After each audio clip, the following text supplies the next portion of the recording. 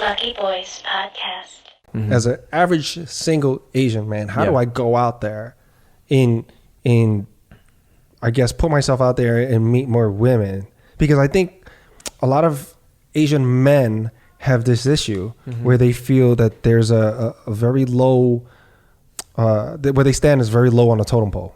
Yes. And they very don't true too. Yeah, they don't have too many women outside of Asian girls that are even interested in them. Even Asian girls may not be interested. Yeah, Asian girls. You have Asian women who like, oh, they have that I don't want complex. to. I want to date my brother. Right. But with you're saying that that's a total myth. It's totally false. That I'm not saying it's a total myth. I understand those realities, right? I understand that. But those aren't true for you. No, they are true to a certain. They are true to me because I am Asian. You know, like we all are. But they're not true to you in the sense that you like you stated earlier, that you get women because of the ratio, that you have a much easier time, and you don't really feel like there's all men have better opportunities because of the ratio, right? But in regards to me, all men aren't created equal. No, they're not. They're not. But just like, you know, proportionally speaking, you know, you have a better opportunity because, you know, have certain attributes women that are attractive. Women do have less to pick from in New York. Okay. Right. So, you know, but Asian men in particular don't feel that. No, Asian men don't, because average Asian guy. Yeah. Well, we're all that, you know, like there's been 100 years, for a century now, we've been emasculated, dehumanized, desexualized in our media, you know. So there is a conditioning throughout our entire society. So what can they do? What can they do in the immediate term to make an impact on their love life? It's to discard, because that kind of belief doesn't just affect people in society, it affects us and our own beliefs about ourselves. So when you go in a situation, so we have to find ways to very low confidence. Once a girl senses that, it's like, it's game over. It's all confidence. Pre-radar. It's all confidence when you talk to anyone, really. If you talk to women or you're talking for job interviews, you know, you have to be confident in who you are. So it takes a lot of work to understand and value yourself. But you know, you got to be careful with confidence without substance. That's confidence without substance is like, you know, dangerous. It's absolutely formula. Dangerous. Yeah, you could put yourself in a real deep hole. Yeah, and then, you know, there's also not reading the room. We have to, like, there are like, this is not like the recommended, you know, tactic for Asian men or any kind of men is there who are they insular can do and who have been like whatever. You have to get out there. You have to go out and talk to people. Right. And one, if you're not used to talking to people, you're not going to be, you know, get your reps in. Yeah. To talk to women. I think women that you're attracted to, and women that you're attracted to, maybe like, you know, that may, you know, be very intimidating. And then you have no confidence. Right. It's a very lose-lose situation before it even begins. Right. I think Asian men got to look at it as like, just take the color of your skin out for a hot second, because you don't control that. Yeah, it is what it is, right? Mm-hmm. And I would say move as anybody else would move in the game, in the dating world. Yeah, you have this like if you're talking about, like, you know, non-Asian women and you're trying to like date non-Asian women, you have to approach it as if it was an Asian woman, if that's what you're used to. Right. You know, if you've not but if it's harder if you've not had put yourself out there to try to talk to women, talk in general. Because I gotta tell you, I've seen Asian men, and not good looking ones, right? I mean, one of my beautiful women. I've seen it. One of my you know him, Dave. One of my old friends. Mm-hmm. He's overweight. Oh. He has a receding hairline. Mm-hmm. He doesn't have the double eyelids. It's actually really like his eyes are super small and beady, and he gets girls, and not Asian girls, because he doesn't really date Asian girls. He gets white girls, Spanish girls, black girls. Yeah. Like, it's his personality. He's extremely confident. Yeah, he's confident in who he is, right? He owns the room. As soon as he walks into a room, he owns that room. Yeah. And he's not good looking, and he's obese. And he just goes in there and he just makes jokes, and he doesn't let any guy stand. He's ready to you know, go toe to toe with any guy. That's a confident person. He just goes, he's ready to go toe to toe in an argument, in a debate, in an intellectual discussion. He's ready to go. Yeah. And he gets girls. I've watched him get girls over and over and over. And I'm going, any guy that tells me that Asian guys can't really go, I like, well, you gotta meet my buddy here, because he's really canceling everything, all of your theories, because my buddy here is And because they're going, oh, And I Will, believe it. I Will, believe you're 1000. 6'3". Yeah.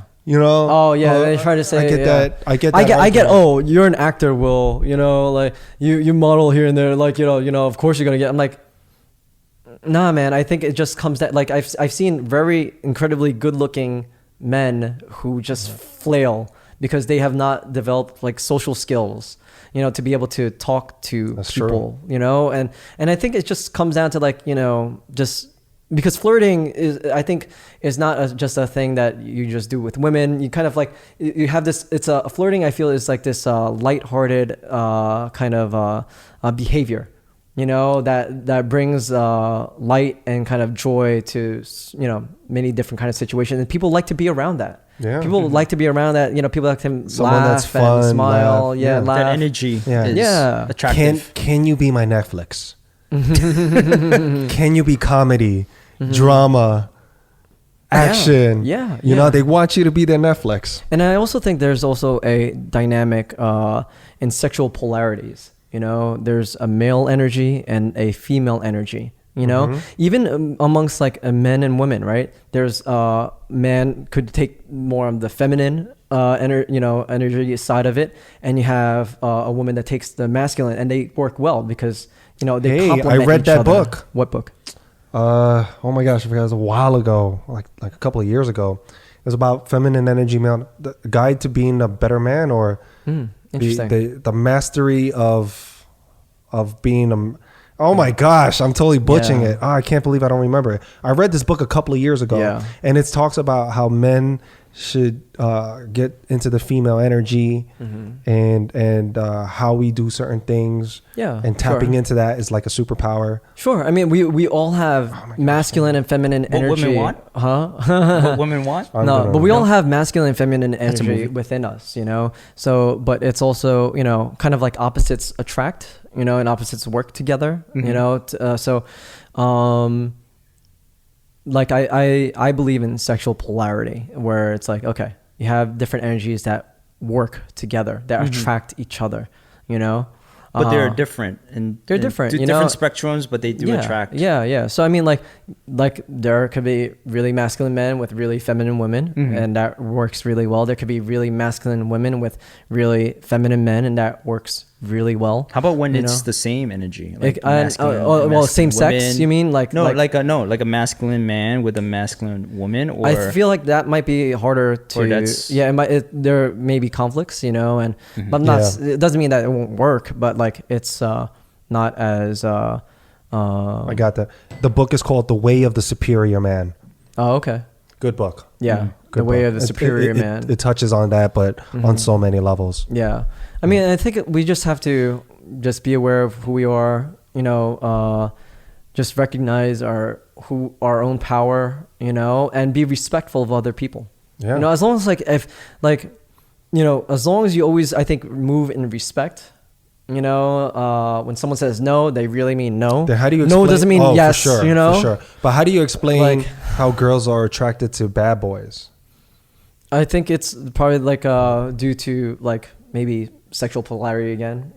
Where bad boys, exude this hyper masculinity.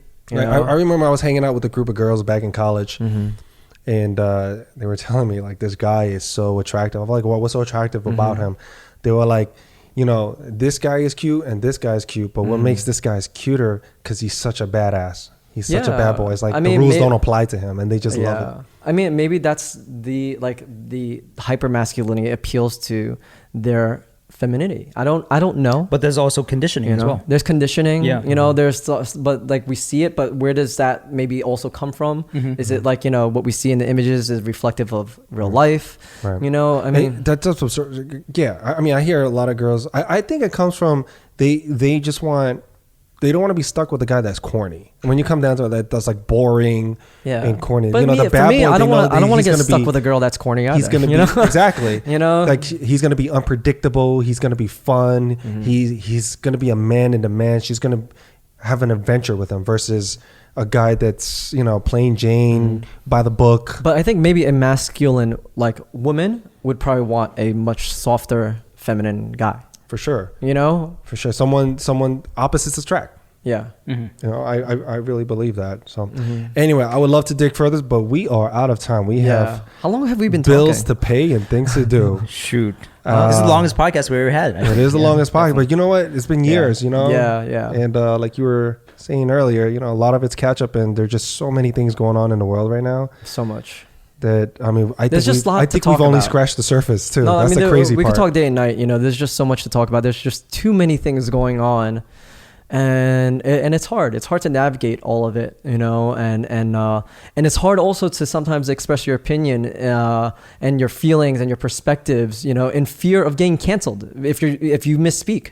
Right. You know, like we need to create space. You know, this is a space that you know we need to continue creating spaces like this where we can discuss, where we're allowed to be wrong, respectively distribute if our opinions are differ. and well, have thank you for grace. coming on that space and you know, being so sharing with all of your stances and telling us what you're up to and how we can move forward with a lot of these things, because you're right there. You know, you've been on the front line for this. You've been going at this for months on end, continuously. I've been volunteering full time for you've been like very at least 10 months consistent now. with no pay. No pay. So I think that brings a lot of credibility to the work that you do, sir. Yeah, thank you. It is appreciated, and continue to fight the good fight. Yeah. And we'd love to have you back on in the future. Yeah. We say this to all of our guests. Yeah.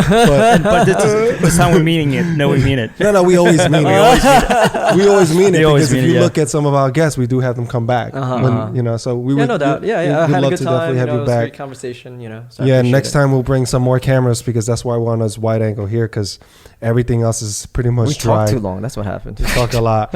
Anyway, Lucky Boy's out, and we'll catch you guys on the next one.